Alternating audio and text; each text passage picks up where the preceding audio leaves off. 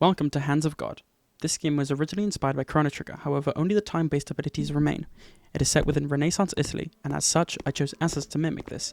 Here we see the first of 4 time-based abilities, that being Stop, which causes all enemies to freeze. This was done by setting the speed of the nav mesh agent to 0 and setting a 5-second timer.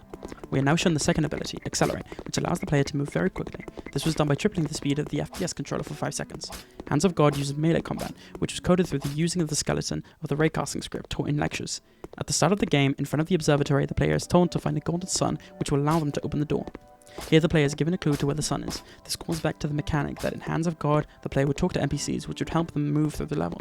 The third ability, Decelerate, is used, reducing the speed of the nav mesh agent of the enemies to 1, which lasts for 10 seconds, unlike Stop, which only lasts for 5 seconds. This level was inspired by the sample level given in the game's design document. This level was the observatory, which was mimicked through the use of a sun temple asset. The player's crosshairs are clock hands, and at the top left there is a clock, which both indicate the strong time theme of Hands of God. The clock represents the player's health bar, which is coded through the use of the health bar UI shown in lectures. Unlike the health bar in the lectures, this one uses the radial fill to mimic a clock. Although the player is given a clue to where the sun is, another clue is shown by an enemy being at the doorway of this building. This was also used at the beginning of a level, where an enemy approached the player from the left to signify the importance of a location.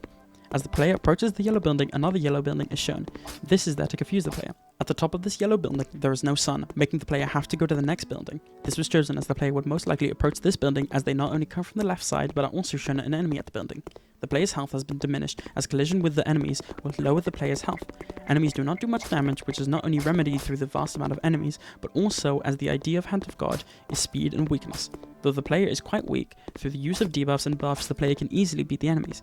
Combat has been changed for this prototype, as normally combat is more technical, with more abilities being present and the weapon doing minimal damage but having a slowing debuff. This has been changed due to the limited amount of time within the level, as otherwise combat would take much longer.